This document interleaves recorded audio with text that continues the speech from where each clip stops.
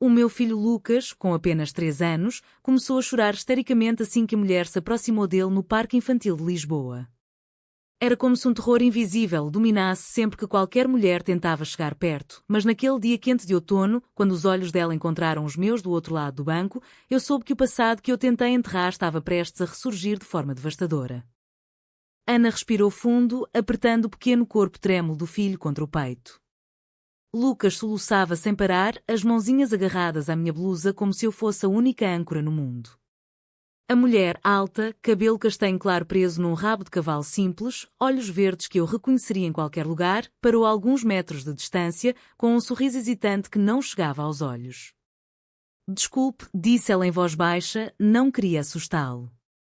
Sou a nova psicóloga infantil que a escola recomendou. Chamo-me Clara. O nome caiu como um soco no estômago. Clara. A mesma Clara que eu tinha amado com todas as forças da minha alma 5 anos antes. A mesma que tinha carregado Lucas no ventre durante 9 meses difíceis, enquanto assegurava a mão dela nas consultas e sonhava com uma família que o mundo nunca aceitaria. Agora, ali estava ela, disfarçada de profissional, e o meu filho chorava como se sentisse o abismo que eu tinha criado entre nós. Eu forcei um sorriso educado, o coração a bater descontrolado. Ana Santos. Prazer. As palavras saíram secas, artificiais. Lucas não parava de chorar, cada soluço parecia acusar-me do erro que eu cometera ao escolher a tradição em vez do amor. Levantei-me rapidamente, pegando na mochila do menino. Talvez outro dia. Ele está cansado. Enquanto caminhava para o carro, com Lucas ainda aos gritos, a minha mente regressava aos últimos anos. Depois da separação, mudei-me de volta para perto da família em Sintra.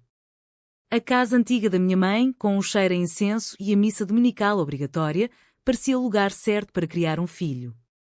O meu pai, devoto católico até à medula, tinha dito claramente: a Igreja ensina-nos que a família é homem e mulher. Não vais condenar esta criança a crescer num pecado. Eu acreditei nele. Acreditei que sacrificar o meu amor por Clara protegeria Lucas de olhares tortos, de comentários maldosos na escola, de uma vida à margem. Mas agora, aos 3 anos, o meu filho rejeitava qualquer mulher que se aproximasse, professoras, vizinhas, até a minha própria irmã. Os médicos chamavam-lhe ansiedade de separação extrema, mas eu sabia que era mais profundo. Era como se ele sentisse a ausência da mulher que o tinha trazido ao mundo e que eu tinha afastado. Em casa, à noite, depois do deitar, sentava-me na cozinha com uma chávena de chá frio e olhava para a foto escondida no fundo da gaveta, eu e Clara no dia em que soubemos que o tratamento de fertilidade tinha resultado. Sorríamos como se o mundo fosse nosso. O telemóvel tocou. Era a minha mãe. Ana, não te esqueças da missa amanhã. O padre António perguntou por ti. E traz o Lucas, ele precisa de bênção. Suspirei. Sempre a mesma pressão. A família via o meu celibato forçado como uma vitória da fé. Sim, mãe. Lá estarei. Desliguei e encostei a cabeça ao volante. Como explicar que a mulher que Lucas rejeitava hoje era exatamente a mãe biológica que eu tinha prometido nunca mais contactar? No dia seguinte, na igreja de Sintra, o ar estava pesado com incenso e olhares curiosos. Lucas agarrou-se a mim durante toda a missa, recusando sair para o colo da avó. O padre falou sobre o amor familiar segundo Deus, sobre o sacrifício que santifica. Eu ouvia e sentia o peito apertado. Sacrificar o meu amor tinha sido o ato mais certo que eu podia imaginar, proteger o filho da confusão, da rejeição social, da ira divina que a minha família tanto temia. Mas Lucas chorava todas as noites e eu carregava o peso de uma escolha que agora parecia egoísta. Depois da missa, a minha mãe puxou-me para o lado. Filha, ouvi dizer que contrataste uma psicóloga nova. Espero que seja uma boa cristã. Não queremos influências estranhas. Eu assenti, mas por dentro tremia. Clara não era apenas a psicóloga. Era o meu passado inteiro, a mulher que eu tinha amado e traído por causa destas mesmas paredes de pedra e destas cruzes douradas. Nessa noite, em casa, enquanto Lucas dormia finalmente exausto, abri o portátil e procurei o nome dela. Clara Mendes, psicóloga infantil especializada em traumas de apego. O perfil mostrava uma mulher serena, sorridente, mas eu sabia a dor por trás daqueles olhos. Tinha sido eu quem a expulsara do hospital no dia do parto, dizendo que era melhor assim, que a família me ajudaria. Para o bem do bebê, repeti 1000 vezes. Agora, 3 anos depois, o bebê chorava precisamente por causa dessa decisão. O sono não veio. Fiquei a olhar para o teto, ouvindo o silêncio da casa. A escolha que parecia tão moral, tão alinhada com Deus e com a tradição, tinha criado um vazio que nem a fé conseguia preencher. E amanhã, quando Clara viesse à consulta, eu teria de enfrentar o que restava do nosso amor destruído. A consulta foi marcada para a tarde seguinte no Centro de Saúde de Lisboa. Eu levei Lucas pela mão, o coração aos saltos. Ele parou à porta da sala, o corpinho rígido, e quando Clara abriu a porta com um sorriso profissional, o choro recomeçou imediato e violento. Não! Não! Gritava ele, escondendo o rosto no meu pescoço. Clara ficou parada, o rosto pálido por um segundo, mas recuperou rapidamente. Está tudo bem, Ana. Podemos tentar mais devagar. Sentámo-nos as duas num sofá baixo enquanto Lucas brincava com blocos no canto oposto da sala, ainda soluçando baixinho. O silêncio entre nós era pesado como chumbo. Ele nunca reage assim com homens, disse eu por fim, mas com qualquer mulher é como se tivesse medo. Clara assentiu, tomando notas. Os seus dedos tremiam ligeiramente no bloco. Traumas de apego podem manifestar-se assim. Falta de vínculo seguro na primeira infância. Os olhos dela encontraram os meus. Ou talvez falta de uma figura materna específica. Senti o sangue gelar. Ela sabia. Claro que sabia. Lucas era filho dela biologicamente, o óvulo dela, o útero dela, o amor que nós partilhamos durante a gravidez. Eu tinha sido a outra mãe, a que segurava a barriga dela à noite e prometia que seríamos felizes apesar de tudo. Mas depois da descoberta da família, tudo mudou. Flashback invadiu-me a mente. Conhecemo-nos na Universidade em Lisboa, no curso de Psicologia. Clara era a rapariga extrovertida do Porto, eu a tímida de Sintra. Um café partilhado transformou-se em noites inteiras a conversar sobre sonhos, sobre o desejo de uma família que não precisasse de seguir modelo tradicional. Por que não podemos ser só nós duas? Perguntava ela, beijando-me na varanda do nosso pequeno apartamento. Eu acreditava. Até ao dia em que a minha mãe encontrou as mensagens no telemóvel antigo. É pecado mortal, Ana, gritou ela ao telefone. O teu pai está doente do coração por causa disto. Queres matá-lo? E o bebê imagina o que as pessoas vão dizer na igreja. O meu pai, com lágrimas nos olhos, disse-me: Deus perdoa quem se arrepende. Deixa essa mulher e volta para casa. Vamos criar o menino como uma família normal.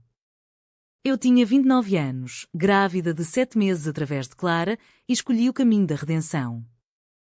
Disse a Clara que era melhor assim, que o bebê precisava de estabilidade, que o meu amor por ela era egoísta. Ela chorou durante horas, mas aceitou. Se é o que achas certo, murmurou. Depois do parto, pedi a guarda exclusiva. A família a ajudou com advogados. Clara assinou os papéis em silêncio, os olhos vazios. Cuida bem dele, foi tudo o que disse. Agora, 3 anos depois, ela estava aqui como psicóloga e Lucas chorava exatamente por causa dela. Ana, disse Clara baixinho, trazendo-me de volta ao presente, precisamos de falar a sério. Não como profissional e cliente. Eu engoli em seco. Lucas tinha adormecido exausto no tapete. Ele sente a tua ausência. O vínculo biológico não desaparece só porque eu decidi que era pecado. As palavras dela cortaram-me como faca. Eu nunca te culpei por teres medo. A tua família, a igreja eu entendi. Mas magoaste-nos aos 3. Saí da consulta com Lucas ao colo, a cabeça a rodar. No carro, as lágrimas vieram. Tinha escolhido o certo, a fé, a tradição, o respeito da comunidade. Mas o preço era este: um filho traumatizado, uma mulher que eu amava destruída e eu presa entre duas verdades que nunca se reconciliavam. A minha mãe ligou novamente. Como correu a consulta?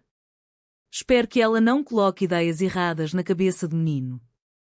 Eu menti. Correu bem. Nessa noite, sozinha na cozinha, reli as velhas cartas de Clara. O nosso amor não é contra Deus, Ana. Deus é amor. As palavras dela, escritas antes do parto, agora pareciam proféticas. Eu tinha acreditado que o sacrifício me traria paz. Em vez disso, trouxe apenas culpa e um filho que chorava por uma mãe que eu lhe roubara. As semanas seguintes foram um tormento lento. Clara veio a casa 2 vezes por semana para sessões em ambiente familiar. Lucas continuava a chorar no início, mas aos poucos aceitava ficar na mesma sala, desde que eu estivesse por perto. Eu observava-os em silêncio, o jeito como ele olhava para ela quando pensava que eu não via, como se reconhecesse algo profundo. Clara nunca forçava. Falava baixinho, mostrava brinquedos, respeitava o espaço. Mas cada sessão era uma facada no meu peito. A minha família começou a desconfiar. A minha irmã, Teresa, apareceu um dia sem avisar. Ouvi dizer que a psicóloga é nova em Lisboa. Quem é ela exatamente? Eu evitei o olhar. Só uma profissional recomendada. Mas Teresa não era tola. Ana, cuidado. O pai anda a perguntar. Não queremos que o Lucas seja influenciado por coisas modernas. Coisas modernas. Era assim que chamavam ao amor que eu tinha vivido. Numa tarde chuvosa, depois de uma sessão particularmente difícil, Clara e eu ficámos sozinhas na sala enquanto Lucas dormia. Por que agora? Perguntei finalmente. Porque voltaste? Ela olhou para as mãos.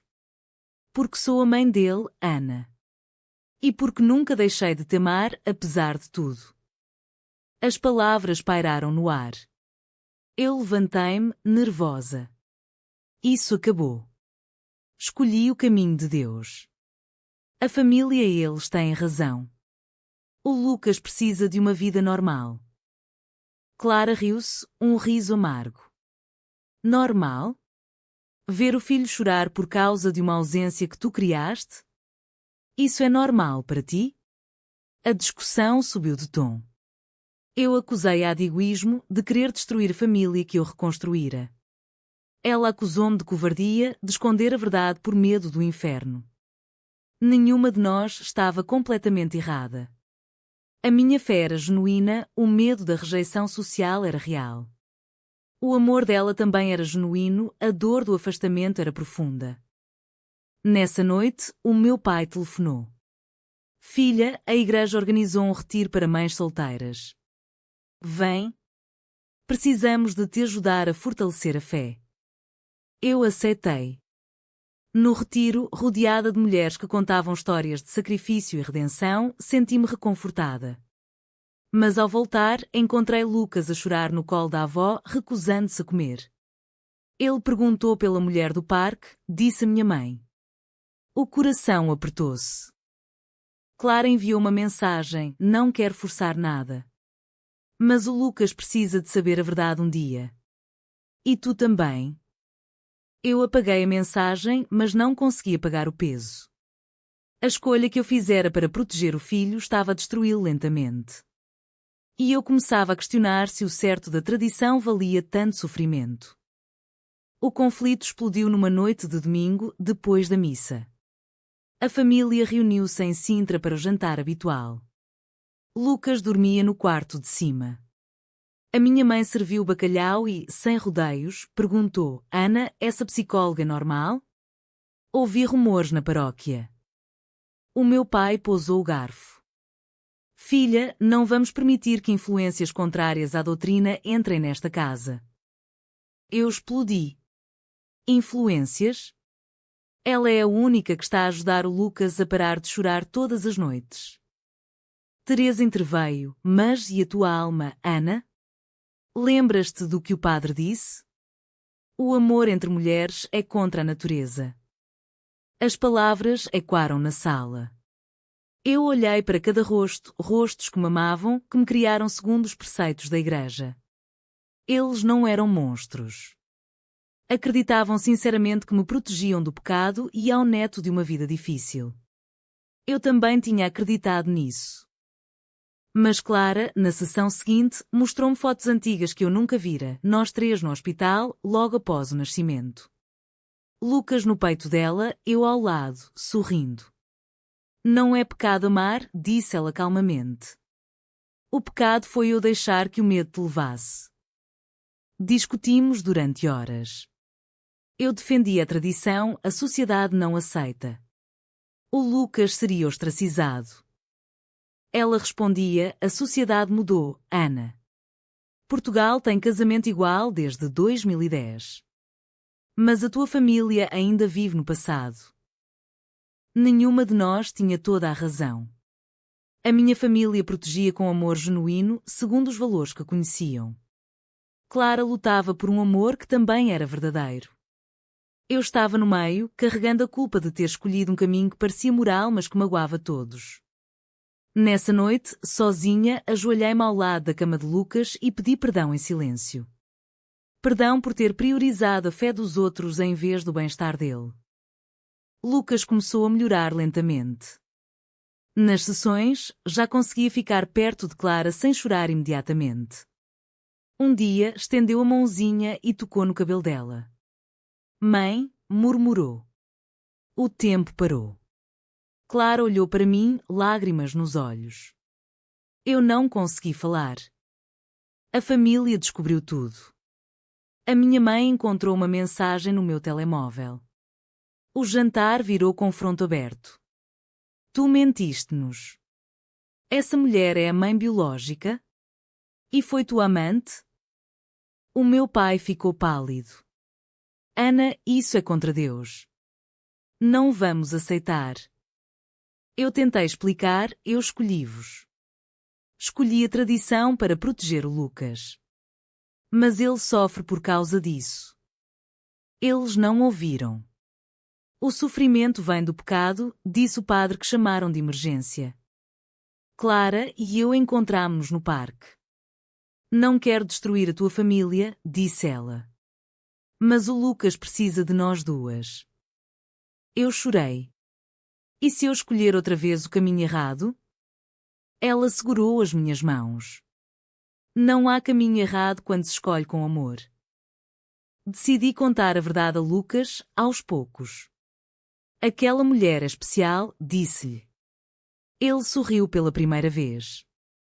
Mas a família cortou relações. Enquanto não voltares ao caminho certo, não queremos contacto. A dor foi profunda. Eu tinha perdido a família por causa da escolha que um dia fizera para os manter.